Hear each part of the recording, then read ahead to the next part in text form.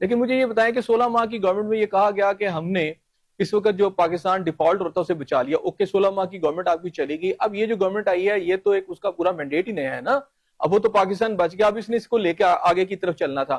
لیکن ایک طرف یہ مشکل حالات ہیں کہ آئی ایم ایف کی طرف سے جو آپ لون لے رہے ہیں, اچھا اس لون میں ایک تو مجھے بتا دیں کہ غریب آدمی کو اس میں سے کیا مل رہا ہے جس سے آپ ٹیکسز کی شکل میں سارا کچھ واپس لے رہے ہیں. دوسری طرف ہم یہ دیکھتے ہیں کہ اتنی مشکل حالات کے اندر آپ سمیت, یعنی آپ بھی پارلیمنٹیرین ہیں, پچھلے دنوں میں پنجاب اسمبلی ہو یا قومی اسمبلی ہو, کئی سو گنا تنخواہوں میں اور مراد میں اضافہ کر لیا گیا. آپ کے ایف بی آر کے جو لوگ ہیں انہوں نے یعنی اربوں روپے کی گاڑیاں خرید لیں. اسی طرح پتہ چلتا ہے کہ ججز کی بھی تنخواہیں بڑھ گئیں, بیوروکریٹس بھی اس وقت جو آپ سمجھے کہ ان کی پانچوں گھی میں اور سر کڑائی میں, یہ سارے خوش ہیں, سب خوشحال ہیں.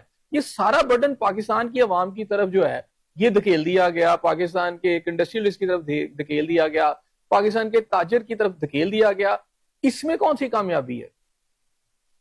نہیں, میں سمجھتا ہوں کہ جو آپ فرما رہے ہیں اس میں کوئی دو رائے نہیں ہے. جو آپ کا آئین ہے 1973 کا, اس کے مطابق جو پریویلیجز ہیں ایک جج کو ہیں یا ایک اسٹیٹ کے کسی بھی ڈپارٹمنٹ کے سربراہ کو ہیں یا ملازم کو ہیں, اور اس میں بھی کوئی دو رائے نہیں کہ ہر صوبائی گورنمنٹ, ہر مرکز کی گورنمنٹ سالانہ فیصد جب آتا ہے تو تنخواہوں میں 25% تک اضافہ ہوتا ہے, 15% تک سالانہ ہوتا ہے, 10% جو استعفا ہوا ہے اس کی پینشن میں اضافہ ہوتا ہے. اور وہ ایک روٹین کی چیزیں ہیں. اضافہ اگر گورنمنٹ نہ کرے تو پھر بھی جرم نہیں, لیکن کرتے ہیں کیونکہ مہنگائی بڑھتی ہے.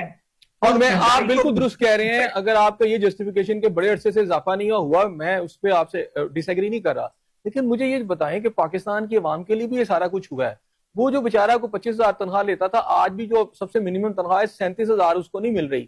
اور اس کا جو بجلی کا بل ہے, یعنی آپ کو پتا ہے کہ ایک بیٹے باپ کو اٹھا لیا گیا, بڑا تشدد کا نشانہ بنایا گیا, ریاستی اداروں نے اسے مارا پکڑ کے, اس کے بعد وہ جیل چلا جاتا ہے اور بیٹا تیزاب پی لیتا ہے, باپ کی اس طرح کی توہین نہیں دیکھ سکتا.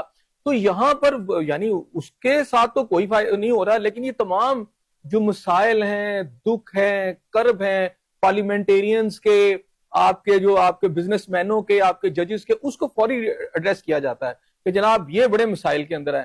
یہ پاکستانی قوم, دیکھیں آپ ایک پولیٹیکل جماعت ہیں, آپ انہی کے لیے ووٹ لے کر آئے. میں تو ساتھ میں نہیں ہوں, نہیں ہونا چاہیے, لیکن کچھ چیزوں پر نہیں بھی ہے.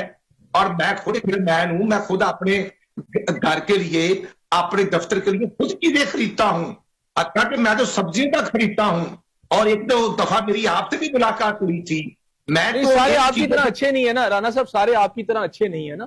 جی میں عرض کرتا ہوں.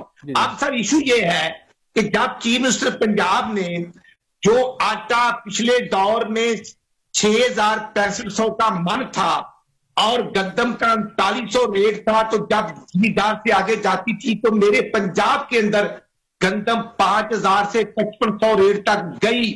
لیکن جب چیف منسٹر مریم نواز نے سٹینڈ لیا کہ روٹی ہر فرد نے کھانی ہے اور گندم سستی ہوئی, اور آج اگر گندم 2,000 یا 2,200 روپے من ہے اور آٹا جو ہے وہ 3,200 یا 3,300 کا من ہے, تو یہ ترغیب تو ہے اور یہ پنجاب کے اندر ہے. اور میں سمجھتا ہوں کہ اسی طرح اگر گندم کی قیمتیں 50% ریڈیوس ہوتی ہیں تو ہمیں باقی چیزوں کو بھی نارمل کرنا چاہیے.